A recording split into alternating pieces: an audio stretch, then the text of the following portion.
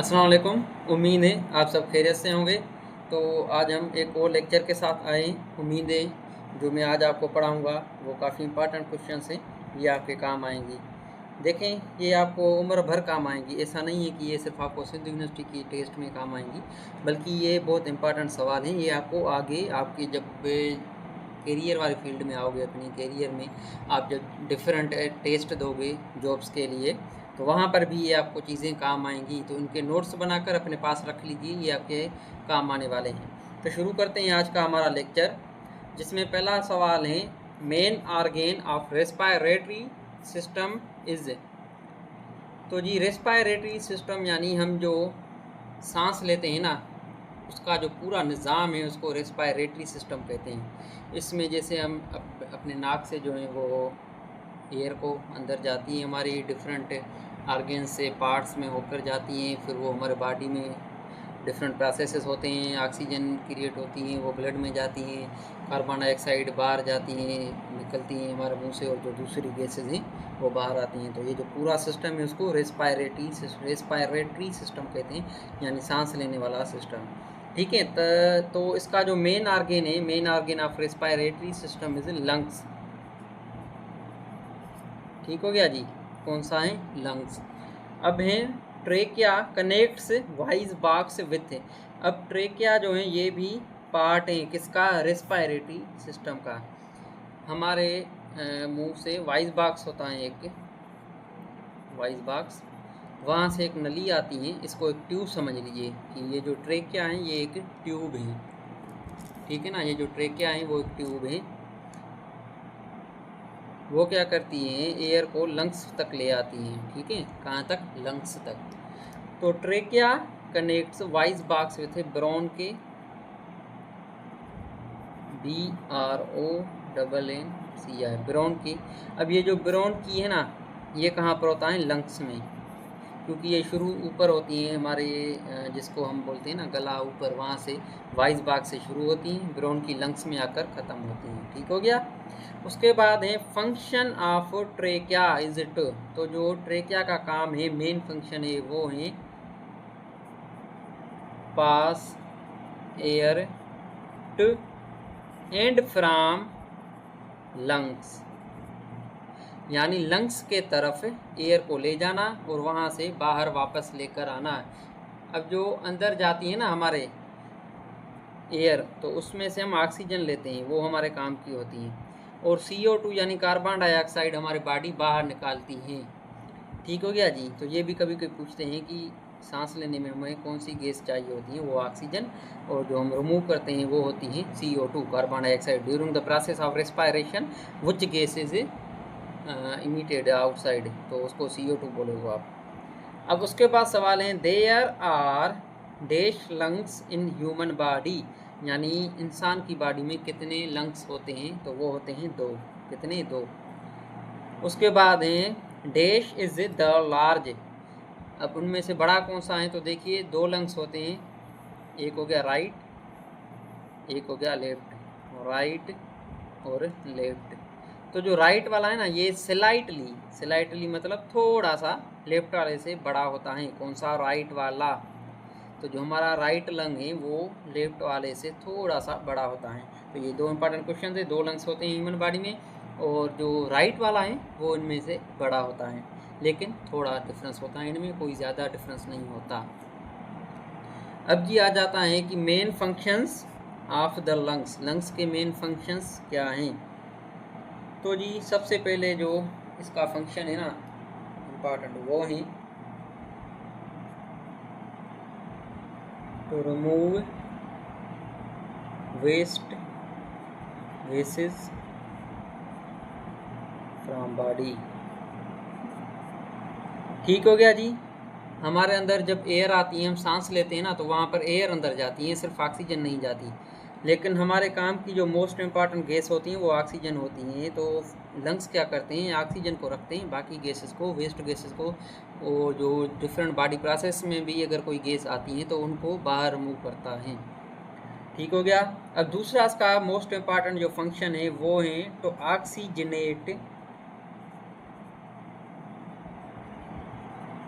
Blood, ठीक हो गया। मैंने आपको इससे पिछले कल जो लेक्चर हुआ था उससे पिछले वाले में बताया था कि हार्ट जो है वो डीऑक्सीजनेटेड ब्लड को लंग्स की तरफ भेजता है, फिर वहाँ पर क्या होता है, ऑक्सीजन जो लंग्स हैं वो ब्लड में ऑक्सीजन को मिक्स करके वापस से हार्ट में भेजते हैं।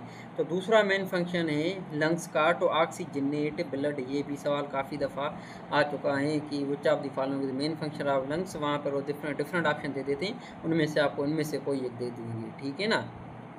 तो आपको कंफ्यूज नहीं होना, बस वीडियो को देखें, नोट्स बनाएं और इसे याद कर लें, इंशाल्लाह आपके लिए आसानी होगी। तो अब जी उसके बाद हमारे पास सवाल है which organ is shaped like letter J in our body, यानी हमारे जिस्म में वो कौन सा आर्गेन है जो इंग्लिश अल्फ़ाबेट का लेटर है ना जी, उससे रिसेंबल करता है। तो जी वो होता है स्टोमक। क्या होता है? स्टोमक, यानी हमारा मादा। तो वो जे शेप्ड होता है, उस जे लेटर से रिसेंबल करता है। उसके बाद है फंक्शंस ऑफ स्टोमक। तो हमारे मादे के 3 मेन फंक्शंस हैं। सबसे पहले इसमें आता है storage of food. Storage of food, देखिए जब तक हमारा फूड हम जब कुछ खाते हैं ना तो सबसे पहले वो मादे में स्टोमक में जाता है, वहाँ कुछ टाइम वो स्टोर होता है, फिर डाइजेस्टिव सिस्टम में डाइजेशन स्टार्ट होती है, फिर उस पर डिफरेंट प्रोसेसेस होते हैं। उसके बाद इसका दूसरा मेन फंक्शन है टू प्रोड्यूस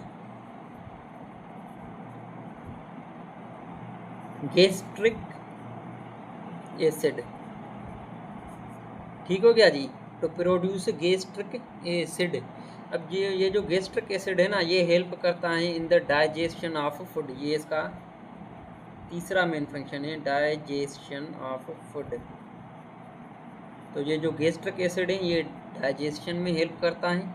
अब इसको कभी कभी स्टोमक एसिड भी बोलते हैं, या कभी कभी इसको गैस्ट्रिक जूस भी बोलते हैं। आप इसके नोट्स बना लें। देखिए अब इनमें से 1 2 3 4 5 क्वेश्चंस बन सकते हैं एक ही इस पॉइंट से, तो मैं आपको हर डोमेन में कवर करवाता हूँ। तो नोट्स आप बनाएंगे तो आपको बहुत काम आएंगे। और एक इम्पॉर्टेंट बात है कि ये जो गैस्ट्रिक एसिड है ना, इसमें मोस्टली क्या होता है, मोस्टली इसमें HCl होता है, हाइड्रो क्लोरिक एसिड। ये सवाल तो काफ़ी टेस्ट में भी आ चुका है कि स्टोमक में हमारे मादे में कौन सा एसिड होता है, तो वो गैस्ट्रिक नहीं देते, कभी कभी गैस्ट्रिक दे देते हैं, वरना HCl दे देते हैं। तो आपको कंफ्यूज नहीं होना, अगर गैस्ट्रिक होगा तो वो करेंगे, या HCl होगा तो वो करेंगे। अगर दोनों दिए होंगे तो ज़रूर वो आपको ऑप्शन देगा बोथ का। तो ये तो मेन सवाल थे, लेकिन इससे रिलेटेड एक क्वेश्चन हो सकता है। एक है एंजाइम, उसका नाम है पेप्सिन। पेप्सिन एक एंजाइम है, वो भी स्टोमक में प्रोड्यूस होता है। कहाँ पर? स्टोमक में, हमारे मादे में। तो टोटल कितने हुए फंक्शन से सवाल? पहला स्टोरेज ऑफ फूड, दूसरा टू प्रोड्यूस गैस्ट्रिक एसिड, उसके 2 दूसरे नाम है स्टोमक एसिड या गैस्ट्रिक जूस, और तीसरा इसका डाइजेशन ऑफ फूड। 4 सवाल हो गए, 5 समझ लीजिए।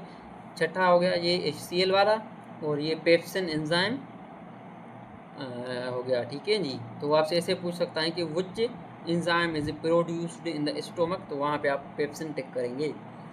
उसके बाद है जी gastric acid has pH of. तो जो गैस्ट्रिक एसिड है ना, क्योंकि ये एसिड है तो मैंने तो pH को पहले समझते हैं। pH एक स्केल है, pH इज ए स्केल। ये क्यों मेयर होती है? किसी सॉल्यूशन की एसिडिटी या बेसिसिटी की पावर को मेयर करने के लिए यूज़ होती हैं। pH यानी पावर ऑफ, pH यानी P means power of hydrogen ions.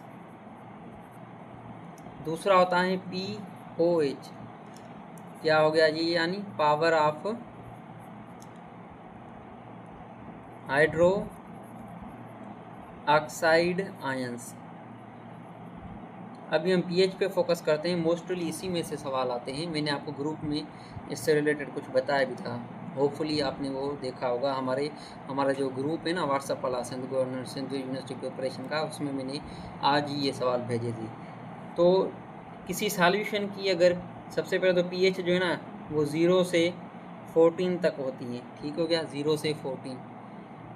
अब अगर किसी सॉल्यूशन की pH 7 होगी तो वो होता है न्यूट्रल। क्या होता है? न्यूट्रल। यानी pH अगर 7 है तो न्यूट्रल सॉल्यूशन। ओके हो गया जी। उसके बाद अगर 7 से कम हो, यानी 0 to 7 में लाई कर रही हो, pH 0 to 7, तो वो सॉल्यूशन होगा एसिडिक। क्या होगा? एसिडिक। अगर इससे ग्रेटर हो, यानी 7 और 14 के बीच में हो, अगर pH 7 और 14 के बीच में हो तो वो बेसिक सॉल्यूशन होगा। क्या होगा? Basic solution. ये पॉइंट्स भी लिखते जाएं, नोट करते जाएं कि अगर pH 7 होगी तो न्यूट्रल होगा, 0 to 7 होगी तो एसिडिक होगा, pH 7 to 14 होगी तो वो बेसिक होगा। अब pH 7 का मोस्ट कॉमन एग्जांपल है वाटर। ये भी काफ़ी दफ़ा आ चुका है। वो पूछता है कि pH, what is the pH of water, तो आप 7 करोगे, pH न्यूट्रल है, ना तो वो एसिडिक है ना तो वो बेसिक हैं। ये इंपॉर्टेंट क्वेश्चंस हैं, टोकन क्वेश्चन समझ लीजिए, इसको आपको लिख देना है अपने नोट्स में। ठीक हो गया। तो गैस्ट्रिक एसिड है pH ऑफ, अब क्योंकि ये एसिड है तो ज़ाहिर सी बात है इसकी 0 to 7 में ही आएगी। तो गैस्ट्रिक एसिड की pH होती है 1 to 3। अब हर एसिड की अपनी pH होती है, जितना ज़्यादा 0 के करीब होगा उतनी उसकी एसिडिटी ज़्यादा होगी। ठीक हो गया। अब आता है functions of intestines. Functions of intestines small and large. हमारे जिस्म में 2 इंटेस्टाइन्स होते हैं, एक होता है स्मॉल इंटेस्टाइन और दूसरा लार्ज इंटेस्टाइन।